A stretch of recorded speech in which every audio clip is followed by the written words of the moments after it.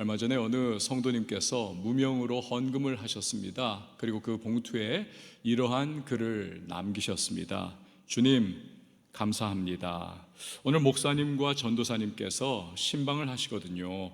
10년을 왕성교회 다녔지만 주일만 섬겼고 교제도 없이 혼자서 다니던 제게 올해는 교회의 소중함을 가르쳐 주시는 것 같습니다. 전도사님의 권유로 시작한 봉사라고 하기엔 부끄럽지만 봉사를 시작하면서 바라보니 성도 한 분 한 분이 가족 같고 사랑스러웠습니다. 혼자만 예배 드리고 갔을 때랑은 느낌이 아주 달랐습니다. 왕성교회가 아니라 이제는 제 입에서 우리 교회라는 말이 나오고 우리 교회, 주님의 교회를 더욱 사랑하는 마음이 생겼어요. 주님, 감사합니다. 근데 지난주에 목사님 설교도 이것과 비슷했답니다. 언제나 늘 감사할 수 있게 성령님 제 안에서 가르쳐 주세요. 좋을 때도 감사하고 나쁜 때는 좋은 것을 주실 주님을 기대하면서 더욱 감사할 수 있게 해주세요. 여러분, 이분의 경험처럼요, 10년을 교회를 다니고 20년을 교회를 다녀도요, 그냥 또 하나의 교회인 왕성교회일 수도 있습니다. 하지만요, 교회를 사랑하는 마음이 들어오게 되면 그렇지 않습니다. 아, 이 교회는 우리 교회야, 나의 교회야 라고 고백을 하게 됩니다. 그때부터는요, 교회를 통해서 주시는 하나님의 풍성한 은혜를, 이 모양 저 모양의 은혜를 내 것으로 누릴 수가 있는 것입니다. 그러면서 감사가 더 넘쳐나고 교회 생활이 기쁨이 생깁니다. 이전과는 달라지는 교회 생활을 누리게 되는 것이죠. 저는 오늘 예배자리에 나오신 모든 분이 단지 왕성교회가 아니라 우리 교회, 내 교회로 부를 수 있는 신앙생활 하면서 우리 이 교회를 통해서 하나님이 주시는 귀한 은혜와 복을 누리는 우리 모든 성도님들이 다 되실 수 있기를 바랍니다. 교회의 중요성에 대해서 교부인 키프리안이 했던 말들이 있습니다. 한번 들어보세요. 교회를 떠나서는 구원이 없다. 조금은 너무 극단적인 표현 아닐까 싶지만 그만큼 교회가 중요하다는 거죠. 이런 말도 했습니다. 교회는 어머니이다. 참 푸근한 느낌이죠. 심지어 그는 말하기를 교회를 어머니로 받지 않는 자는 하나님을 아버지로 받을 수 없다. 종교개혁가 칼빈도 비슷한 어조의 말을 했습니다. 하나님을 아버지로 모신 자에게 교회는 어머니와 같다. 키프리안이라든지 이 칼빈 같은 분은 교회사에서요 내로라 하는 분들이십니다. 그런 분들이 왜 이렇게까지 교회에 대해서 강조하는가? 이유가 있습니다. 여러분, 이 자리에 앉아있는 저도 그렇고 여러분도 대부분의 분들은요, 몇몇 분 제외하고는 대부분은 교회 또는 교회를 다니는 분들로부터 복음을 들었을 겁니다. 그래서 나오게 되었고 예수님을 만나게 됐을 겁니다. 즉 복음의 전진기지요, 구원의 방주인 교회, 이 교회를 통해서 영적으로 새롭게 태어나게 된 것이지요. 그러니까 어머니 같은 교회 품에 안기게 된 것입니다. 그 후에는 어린아기가 어머니가 주는 젖을 먹고 자라나듯이 교회를 통해서 온갖 돌봄과 양육을 받습니다. 신앙이 점점 성장하는 것이죠. 이후에는 평생 이루어지는 다양한 교회 생활을 통해서 여러모로 신앙과 믿음의 균형이 잡힙니다. 그러다 나중에는 그 어떤 시련과 시험이 와도 흔들리지 않는 아주 그냥 반석 위에 딱 서 있는 것과 같은 그런 믿음을 갖게 되는 것입니다. 그러다가 인생 살아가는 마지막에 그 최후의 호흡이 끝나는 날, 죽음이 내 앞에 다가올 때 어떻습니까? 교회와 성도들의 환송을 받으면서 천국으로 입성을 하게 되는 것입니다. 이렇게 보면요, 성도의 삶은 한마디로 요람에서 무덤까지 교회와 함께 하는 삶입니다. 이처럼 교회는 성도와 뗄래야 뗄 수 없는 관계인 것입니다. 그러므로 성도가 교회를 귀하게 여기는 것은 마땅하고도 당연한 것입니다. 오늘 본문을 봐도요, 교회가 얼마나 귀중한가 잘 알 수 있습니다. 우리 20절부터 22절 상반절까지 같이 한번 읽어보도록 하겠습니다. 시작. 그의 능력이 그리스도 안에서 역사하사 죽은 자들 가운데서 다시 살리시고 하늘에서 자기의 오른편에 앉히사 모든 통치와 권세와 능력과 주권과 이 세상뿐 아니라 오는 세상에 일컫는 모든 이름 위에 뛰어나게 하시고 또 만물을 그의 발 아래에 복종하게 하시고. 아멘. 예수님이 어떤 분이신가를 설명한 내용입니다. 부활 승천하신 예수님께서 하나님의 오른편에 앉으셨다는 겁니다. 이 오른편은요, 후계자의 자리입니다. 승계자의 자리입니다. 모든 것을 계승하는 사람의 자리예요. 하나님 오른편에 예수님이 앉으셨다. 이것은요, 하나님이 역사 만물에 대한 주권과 통치권을 예수님께 주셨다는 것을 상징하는 것입니다. 그렇게 예수님은 우리가 아는 역사상 그 어떠한 대단한 존재, 통치자, 심지어 천사와 마귀 같은 영적 존재와도 결코 비교할 수 없는 가장 위대하신 분인 것입니다. 모든 이름 위에 뛰어나게 하셨다. 또 만물을 그의 발 아래 복종하게 하셨다. 이 말씀이 바로 그것을 의미하고 있는 것입니다. 이런 예수님이 교회와 어떤 관계를 가지시는가? 22절 상반절부터 23절까지 우리 같이 한번 읽어보도록 합니다. 시작. 그를 만물 위에 교회의 머리로 삼으셨느니라. 교회는 그의 몸이니 만물 안에서 만물을 충만하게 하시는 이의 충만함이니라. 아멘. 천지 만물을 통치하는 그 위대함, 그 능력과 권세, 예수님이 가지고 계십니다. 그런데 이 예수님께서 교회의 머리이시다. 교회는 그의 몸이라는 것입니다. 그러니까 교회에는 예수님이 충만하게 임재하여 계십니다. 예수님이 다스리십니다. 통치하십니다. 이끌고 계십니다. 그러니 제 아무리 작고 초라해 보이는 교인 몇 명 안 되는 교회라 할지라도 예수님의 몸이지요. 예수님 충만히 임하여 계시죠. 그렇기 때문에 세상의 그 어떤 기관이나 조직보다도 가장 비교할 수 없이 귀하고 귀한 것이 교회라는 사실, 여러분 이것을 꼭 기억을 하시기를 바라요. 게다가 교회가 귀한 또 하나의 이유는 이 교회를 세우기 위해서 예수님께서 피 흘려 죽어주셨기 때문에 그렇습니다. 예수님 십자가에서 죽으시고 피 흘리시고 부활 승천하시고 그 세우신 것이 교회가 아닙니까? 그래서 교회가 세상의 그 어떤 것보다도 귀하디 귀한 것입니다. 요즘에 여러분 가나안 성도가 200만 명이라고 하지 않습니까? 가나안 거꾸로 하면 안 나가요. 나 예수 믿어 라고는 하지만 안 나가는 겁니다. 교회는 200만 명이라는 거예요. 이 통계가 정말 정확한지 믿을 수 있는 건지는 사실은 잘 모르겠습니다만 그렇게 발표를 하고 있습니다. 기독교 신문이라든지 그런 거에서. 그러니까 뭐 근거가 없는 건 아니겠죠. 그만큼 많다는 겁니다. 이유가 무엇일까? 여러 가지겠죠. 하지만 교회 매이기 싫다는 거예요. 가기 그래서 싫다는 겁니다. 그러니까 온라인으로 예배도 시청을 합니다. 설교도 보고 듣습니다. 그러면서 나는 크리스천이다, 나 예수님 사랑한다 말을 합니다. 크리스천일 수 있어요. 예수님 사랑할지도 모릅니다. 하지만 이분들 빨리 한 교회에 정착을 해서 신앙생활하며 그 교회를 사랑하고 섬기고 세워나가는 일에 헌신해야만 합니다. 왜냐하면 교회는 예수님의 몸이기 때문에 그렇습니다. 예수님 사랑한다 하면서 예수님의 몸된 교회, 그 예수님이 교회의 머리이신데 교회와 예수님은 결국 하나이신데 그런 예수님은 사랑한다 하면서 교회는 터부시하고 나는 교회는 멀리하고 마음에 안 들어 이러면서 안 나간다, 내가 교회에 소속되어 있지 않다, 이 말이 안 되는 거예요. 교회 다니는 교인 중에도 적지 않은 분들이 교회에 대한 부정적인 생각을 가지고 있는 분들이 많이 계십니다. 많이 계세요.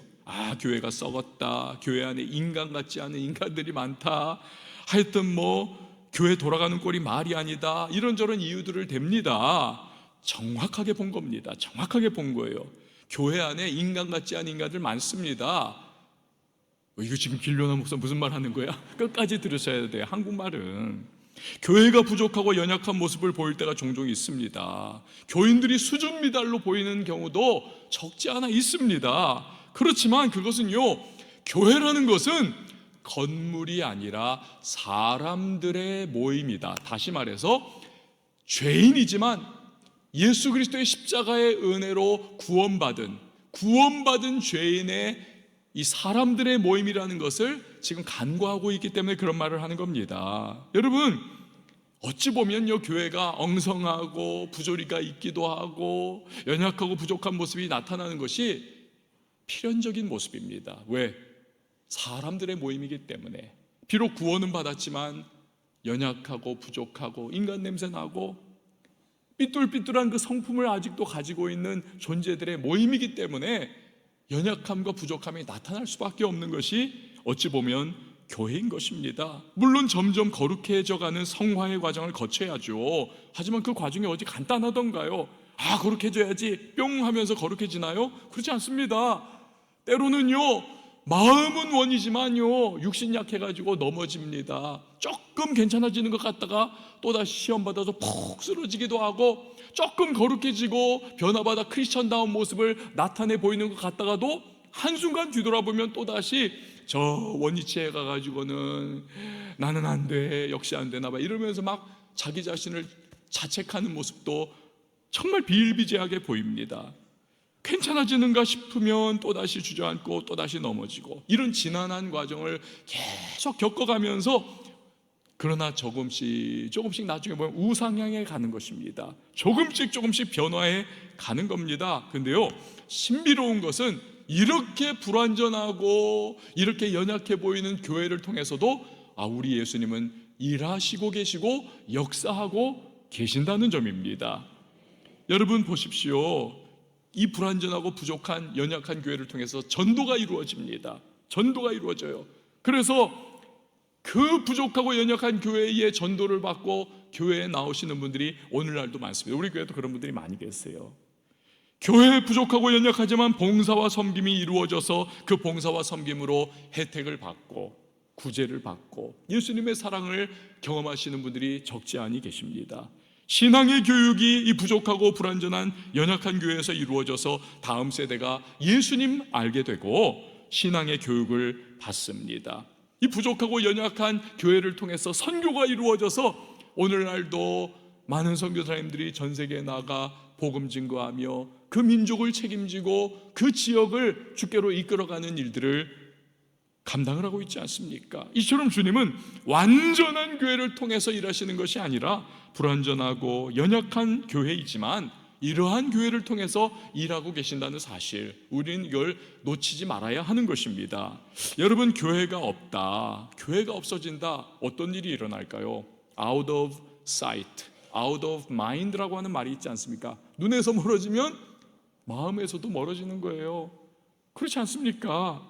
근데 여러분, 불완전하고 연약해도요, 교회가 있기 때문에 우리의 눈에 늘 교회가 걸리고 우리가 그 교회 안에 늘 소속되어 있고 정말 싫어하면서도 교회에 포함되어 있는 그게 저와 여러분 우리의 신앙생활이기 때문에 그나마 이 정도라도 유지가 되는 겁니다. 연약한 자들이 모여서 예배하고 함께 기도하고 함께 신앙생활하면서 그냥 치고받고 때로는 서로 갈등하고 서로 그냥 미워하기도 하고 용서하기도 하고 하면서 그냥 인간 군상에 냄새나는 모습들, 부딪히는 모습들 다 나타나지만 그래도 어우러져서 교회를 이루고 함께 신앙생활을 해나가기 때문에 우리의 신앙이 이 정도라도 유지가 되는 겁니다. 여러분, 한번 한 달이라도 여러분 여행 가보십시오. 그래서 한 서너 주 예배 안 드려보세요. 기도생활 안 해보세요.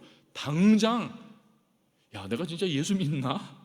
그런 생각이 듭니다. 삶이 예수하고는 거의 관계없는 그런 삶을 살아가는 자기 자신을 발견하게 되는 겁니다. 만약에 교회가 없다, 우리의 신앙 얼마 버티지 못하는 것입니다. 또 교회가 없다면요, 오늘날 이루어지고 있는 수많은 예배와 수많은 기도와 선교와 봉사와 구제 그리고 교육, 이런 다 기독교 신앙을 떠받치는 기둥들이 다 흔들리고 무너져 내릴 수밖에 없는, 우리의 신앙이 정상이 이루어질 수가 없는 것입니다. 그렇기 때문에 이 교회가 너무 중요한 것이고, 그걸 너무 잘 알고 있는 사탄 마귀이기 때문에 교회를 무너뜨리기 위해 가지고 온갖 회방을 다하고 자기의 총력을 기울이는 겁니다.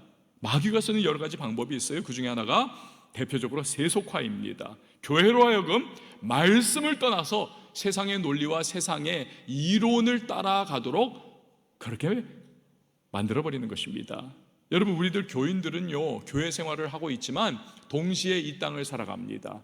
그래서 이 땅에서 우리가 경험하는 많은 것들, 배우고 익히는 그러한 세상의 논리, 이론들, 사상들, 또 여러 우리가 습득하는 것들을 그걸 우리가 하여튼 다 겪으면서 살아가면서 교회 안에 들어와서도 우리가 이 세상적인 논리와 이론을 자꾸 적용을 하려고 해요.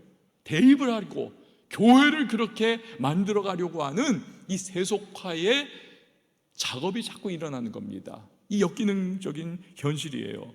교회의 머리는 예수님입니다. 그렇기 때문에 교회는 예수님의 말씀이 근거학조가 되어야 하는 것이고 기준이 되어야 하는 것이고, 예수님의 말씀을 따라 행할 때에만 교회가 교회다운 그러한 모습이 된다는 사실입니다. 교회가 예수님의 말씀을 떠난다, 세속합니다. 교회가 예수의 몸이고 예수님이 교회 머리시잖아요. 그럼 머리에 지배를 받고 인도함 받고 이끌림을 받아야죠. 무엇으로요? 하나님 말씀으로, 예수님의 말씀 통해서입니다. 교회는 예수님의 말씀을 따라야만 합니다. 그럴 때 예수님의 로드십, 예수님의 주재권, 예수님의 주권, 그 통치, 이것을 따르는 교회가 되는 것이고, 그때에 비로소 교회의 존재 가치가 빛을 발하는 것이고 생명력이 있는 겁니다.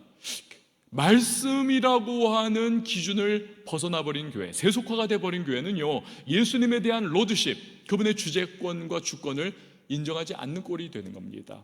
그래서 교회라고 하는 이름은 가졌지만 사실은 교회가 아니에요. 그냥 인간의 모임일 뿐인 것입니다. 교회로 착각하는 거죠. 사랑하는 여러분, 우리 교회는요, 언제나 주님의 말씀이 왕노릇하는 교회, 세속화되지 않는 교회가 되기를 바랍니다.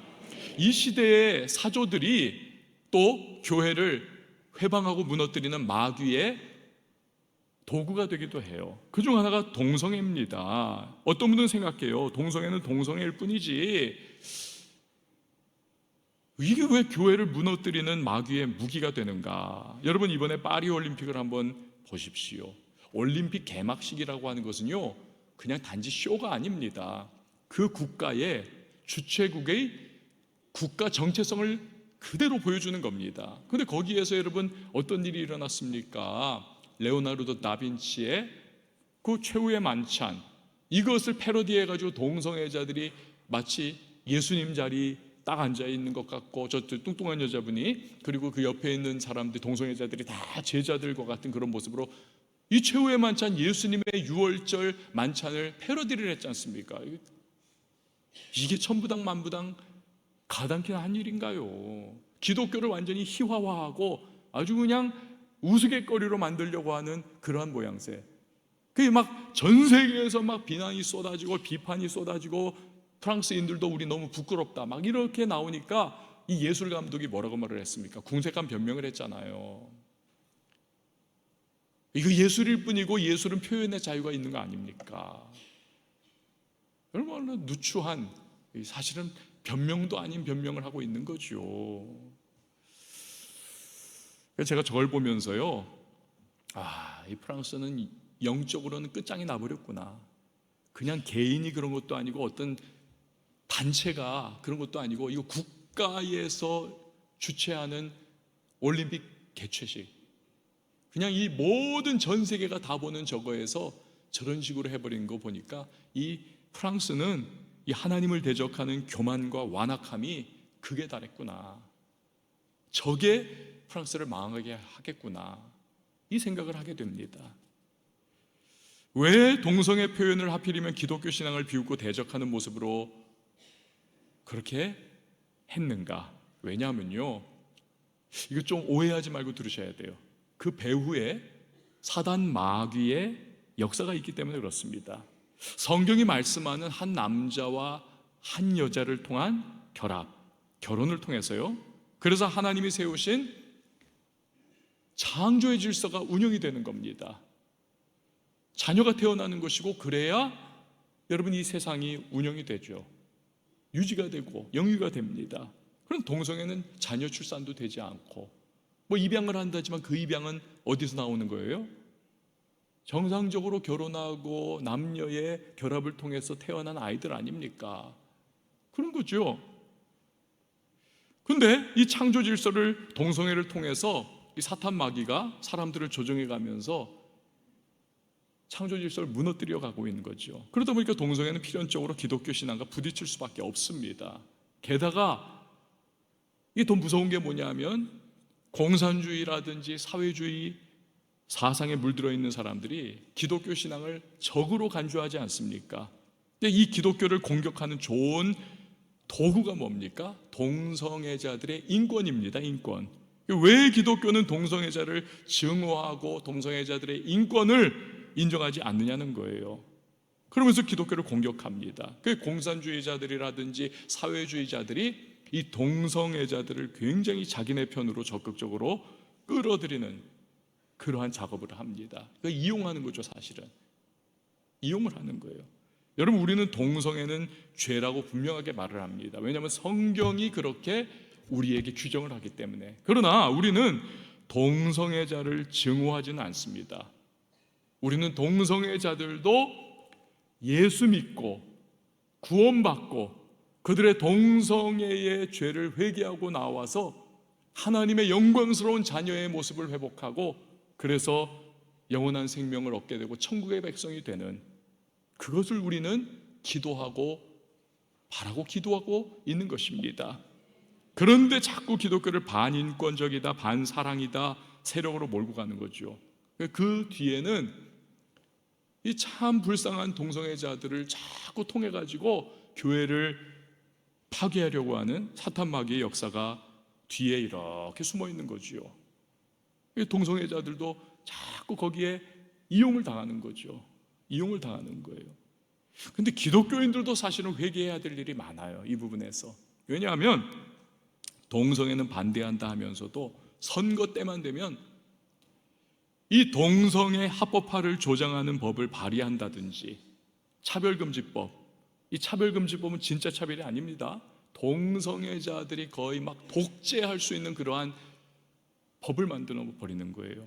또 동성결혼법 이런 것들을 그냥 적극적으로 지지하는 정치인을 찍어주는 거예요. 찍어주는 겁니다. 이런 이율배반과 모순이 어디 있습니까? 나 동성애 반대합니다. 성경은 그렇게 말하지 않습니다. 라고 하면서도 동성애를 조장하는 법을 발의하고 그것을 앞에 나서서 막 적극적으로 지원하는 정치인을 찍어준다.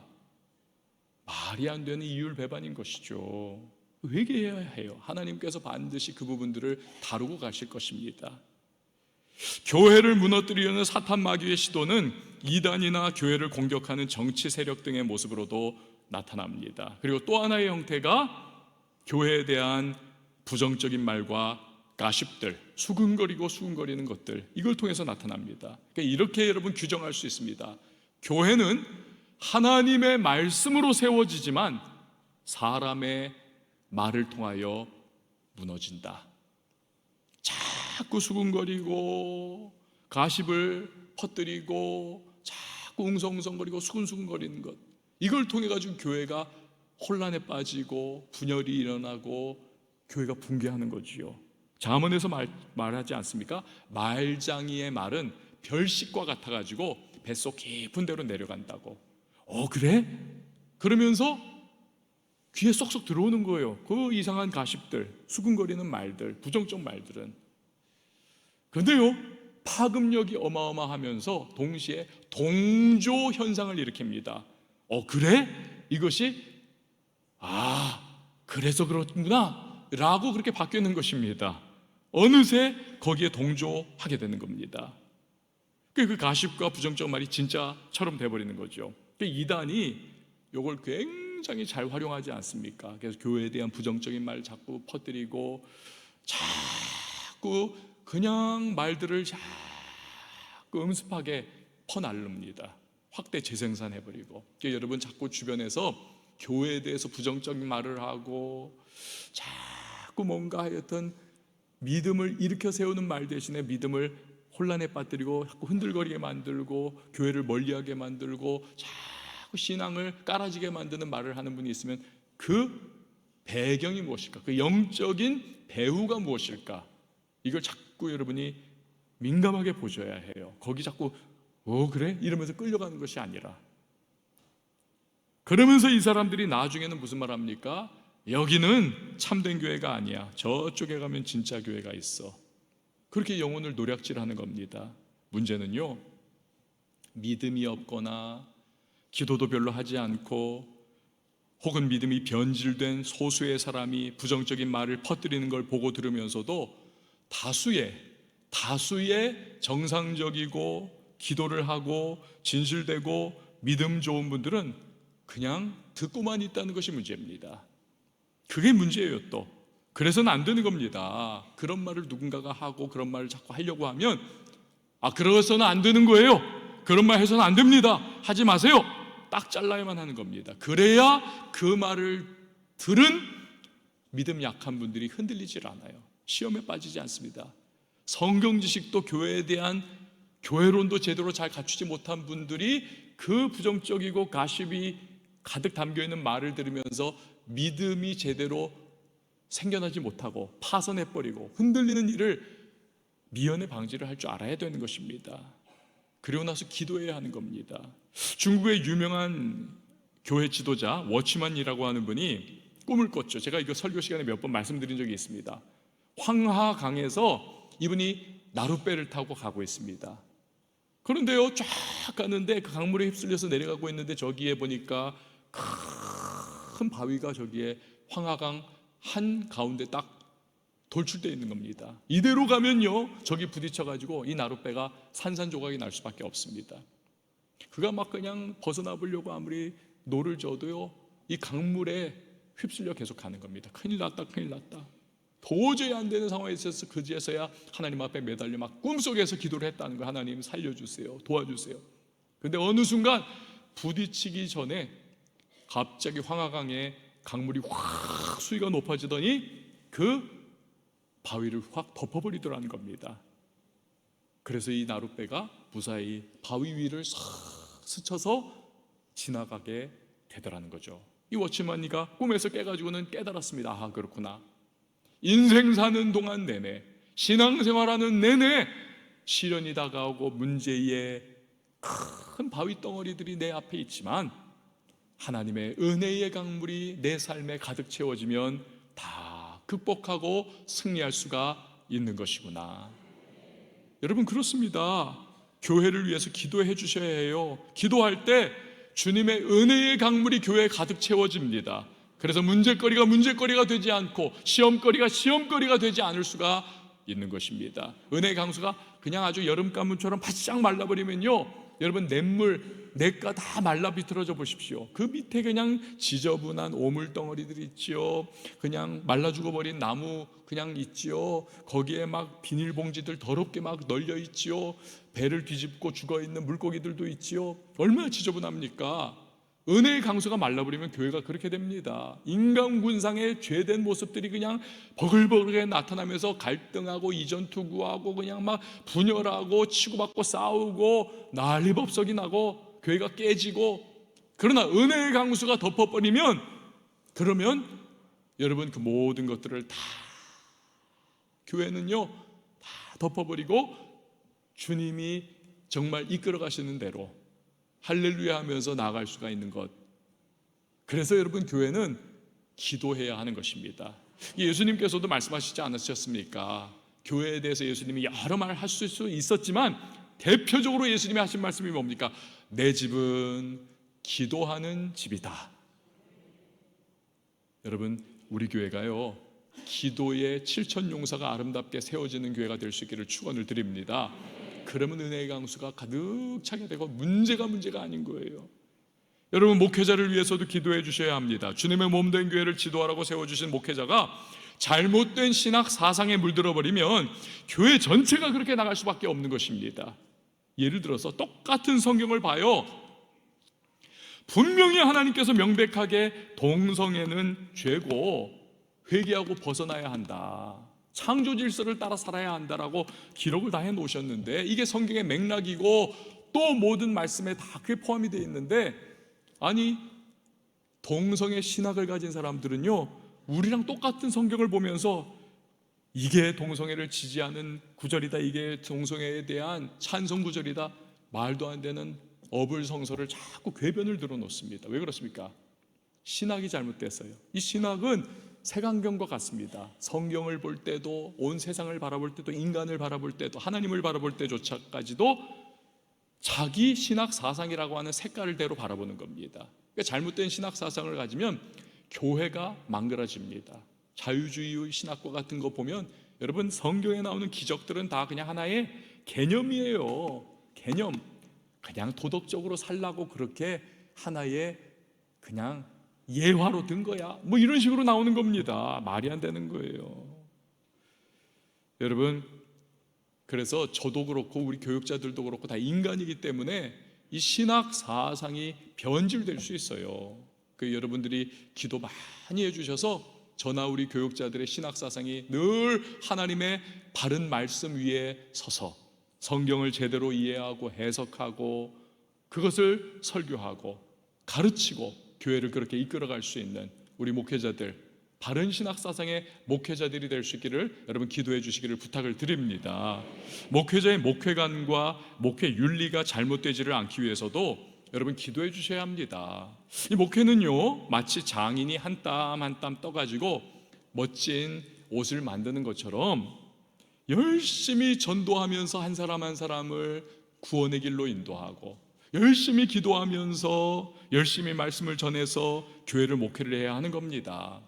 빨리 열매가 안 나타날 수도 있습니다. 그러면 하나님이 나를 좀 더 다져지게 하기 위해서 훈련하고 계시는구나, 그걸 인내로 견뎌내며 열심히 기도하고 누가 알아주지 않아도 전도하고 열심히 말씀 전해야만 하는 겁니다. 그러면 때가 되면 하나님께서 사람도 보내주시고 교회 부흥도 주시고 성당도 주시는 겁니다. 그런데요, 그걸 못 견디는 거예요. 빨리 뭔가 결과를 만들어내려고 하다 보니까 이 조급함이라고 하는 덫에 덜컥 걸려버리는 겁니다. 그래서 기도 대신에, 전도 대신에 다른 인간적인 방법을 씁니다. 심지어는 부교육자로 있던 교회의 교인들을 빼가가지고 교회를 채우려고 하는 그러한 일도 하는 겁니다. 이건 하나님의 방법도 아니고 목회 윤리도 아닙니다.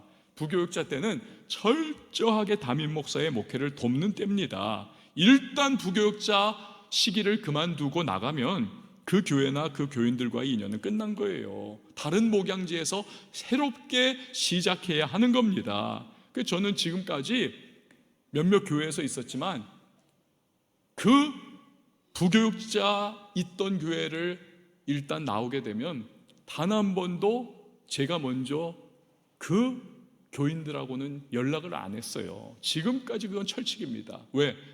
그 양들은 저의 양이 아니기 때문에 그렇습니다. 그 양들은 그 담임 목사님의 양이기 때문에 그렇습니다. 하나님이 그렇게 다 세워놓으신 거예요. 그거를, 그런데 이 목회의 윤리, 목회 도덕을 그냥 발로 차버리고 상도덕 무너진 이 시대 속에서 목회 윤리와 도덕마저도 다 무너져 내리는 모습을 보이는 일들이 있습니다. 굉장히 안타까운 거죠. 기도해야 하는 겁니다. 여러분, 지금 앉아 계시는 이 본당 있지 않습니까? 여기 여러분 앉아 계시는 이 의자, 이 장의자라고 해요. 긴 의자. 이 의자가요, 무려 30여 년 된 의자입니다. 오래됐습니다. 이게 우리 교회당 전체가 1980년대에 지어졌으니까 그때 들여놓고 지금까지 있었던 역사와 전통을 자랑하는 의자입니다. 그런데 요 몇 년 전에 우리가 이 본당을 다 새로 리모델링을 하고 교회의 건물들을 다 이렇게 손을 보고 하면서 사실은 이 장의자들을 다 이제는 폐기 처분하고 여기에 걸맞는 근사한 세련된 새로운 의자들로 다시 채우려고 하는 그러한 예산도 다 만들어 놨었어요. 그냥 주문만 하면 들어가는 겁니다. 그러다 제 마음을 바꿔버렸습니다.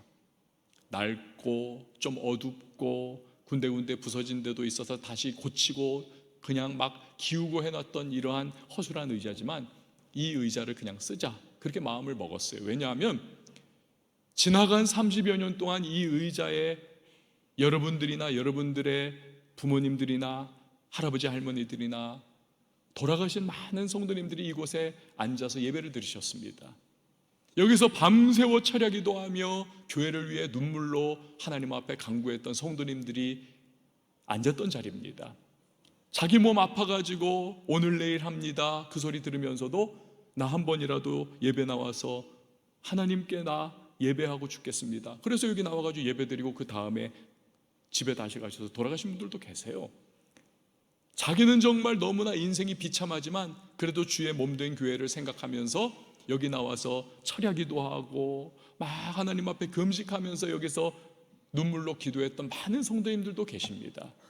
그 30여 년의 세월 동안에 여러분 5만 가지 성도님들의 헌신과 수고와 봉사와 눈물과 통곡과 하여튼 그러한 신앙의 이력이 여러분이 지금 앉아있는 그 자리자리마다 다 채워져 있는 겁니다.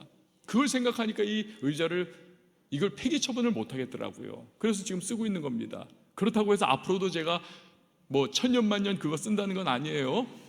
때가 돼서 하나님이 감동을 주시면 이제는 너희가 새롭게 시작을 해라. 거기서 새롭게 기도하고 헌신하고 새롭게 이제는 눈물 쏟고 해라. 그러면 이제 싹 바꿔버릴 때도 있을지도 몰라요. 제가 이렇게 이제 밑밥을 깔아 놓는 거예요.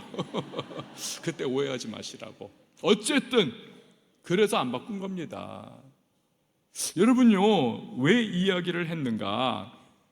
우리가 지금 누리고 있는 은혜, 우리가 지금 누리고 있는 이 예배, 우리가 지금 누리고 있는 여러 신앙의 열매들, 그거는 지나간 30여 년 동안 이 자리에 앉아서 눈물 쏟고 콧물까지 함께 흘리면서 금식도 하고 철야도 하고 번곡도 하고 헌신하고 수고하고 섬겼던 많은 성도님들, 우리 이전 세대와 또 지금 여기 계신 많은 성도님들의 바로 그러한 신앙의 이력, 그것의 열매를 우리가 지금 따먹고 있는 것입니다. 그것의 열매를.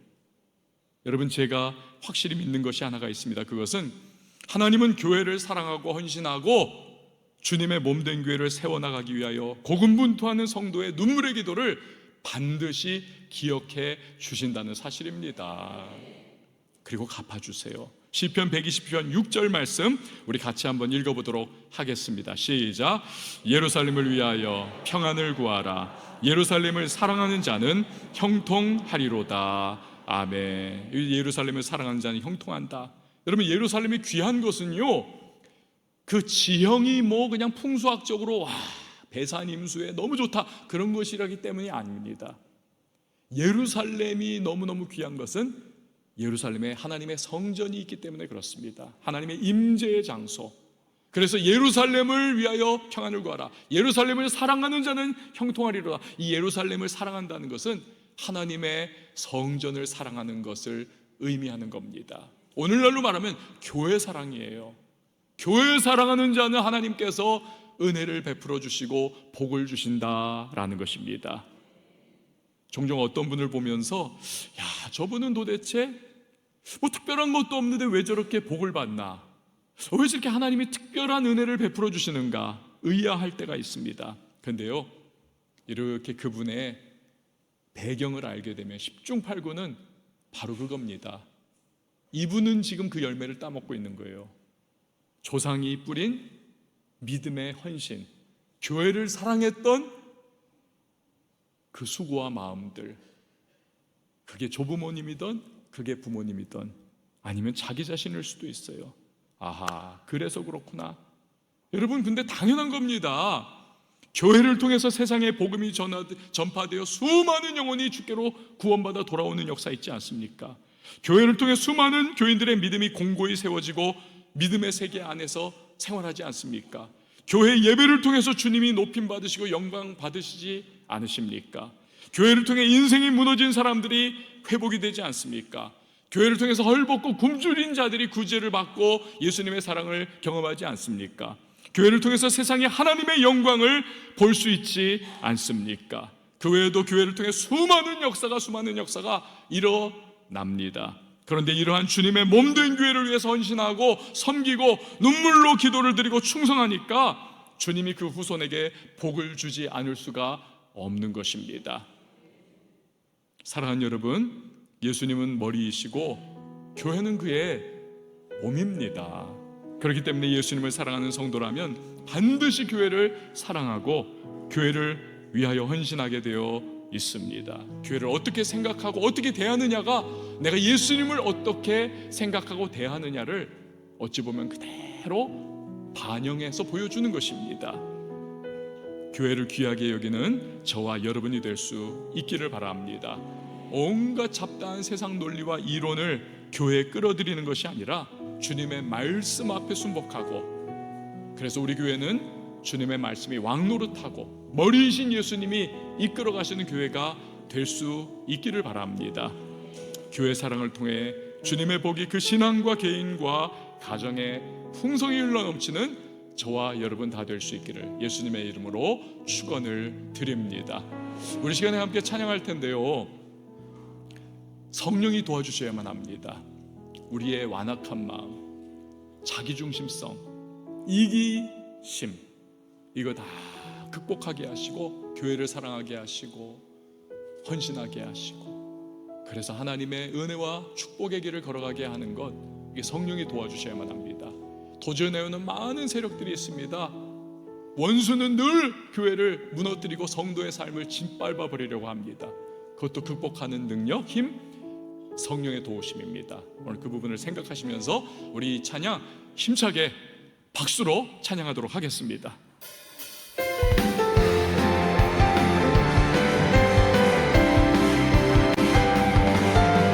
성령이여 임하소서. 멜만 나의 순영이 주님의 은혜에 담이 되어 마음껏 적셔 주옵소서. 주의 권세, 주의 권세, 주의 능력, 지금 이 시간 임하셔서 아멘. 한 번째 눈을 뜨고 주님 나라 임하소서.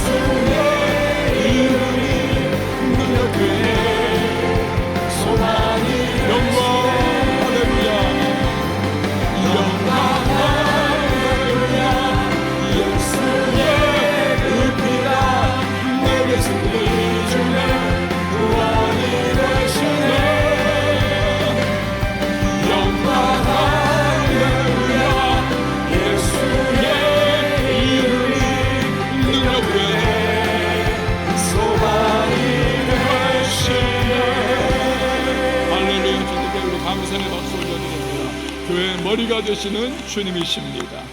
여러분, 이 시간에 우리가 함께 기도하겠습니다. 하나님, 우리 교회가 온갖 잡다한 세상 논리와 이론이 세속화로 끌어가는 교회 아니라 주님의 말씀 앞에 온전히 순복하며 주님이 왕노릇하시는 교회 되게 하여 주시옵소서. 예수님이 머리시고 교회는 그의 몸입니다. 예수님이 사랑한다면 교회를 반드시 사랑하게 되어 있습니다. 헌신하게 되어 있습니다. 하나님, 내가 주님을 향한 마음, 하나님 교회에게 또 그렇게 쏟아질 수 있도록 도와주시고, 성령님, 내 이기심과 나의 자기중심성을 극복하면서 교회를 사랑하고 헌신하고 또 예수님을 향한 그 사랑이 그렇게 드러날 수 있도록 도와달라고, 우리 교회도 또한 믿음으로 온전히 나갈 수 있도록 주여 함께 해달라고 이 시간 우리 다 같이 주님의 이름 한번 외치고 기도합니다. 주여, 하나님 아버지 감사드립니다.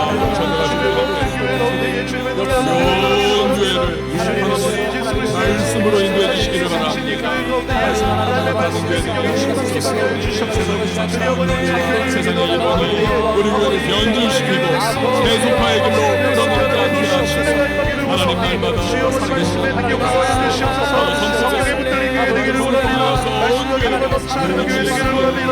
주여 우리 성령의 능력으로 받는 교회 되게 하여 주시고 성령의 은혜 받는 교회 되게 하여 주시고 주여 우리 말씀을 주시고 교회 능력이 아버지 교회를 통하여서 아버지 하나님의 성품이 받아 주시옵소서. 주여 우리 교회 되게 주여 우리 교회 전쟁 아버지 하나님을 원합니다. 주여 우리 교회 생활을 하기를 원합니다. 주여 주시옵소서. 소인의 능력으로 살아가기를 원합니다. 주여 우리 교회 주여 능력으로 도와주시고 주여 말씀의 능력으로 주시오 역사하여 주시오. 하나님 감사합니다. 주님의 몸된 교회 위하여 헌신하고 기도하고 충성할 수 있는 우리 모두 되게 하여 주시옵소서. 하나님께서 눈을 들어 교회를 바라보실 때마다 교회가 온전히 주님의 몸된 교회로서 말씀이 왕노릇하는 교회로서 아름답게 세워져 나갈 수 있는, 그래서 복음의 전진기지요 구원의 방주 역할 잘 감당하는 우리 왕성교회 내 교회가 되게 하여 주시옵소서. 교회 위하여 헌신하고 수고하시는 모든 분들 주님이 기억하셔서 복을 주시고 우리 모두가 아름다운 주님의 몸된 교회를 세워나가는 헌신의 사람들로 든든하게 세워지게 하여 주시옵소서. 감사를 드리고 예수님의 이름으로 기도합니다. 아멘.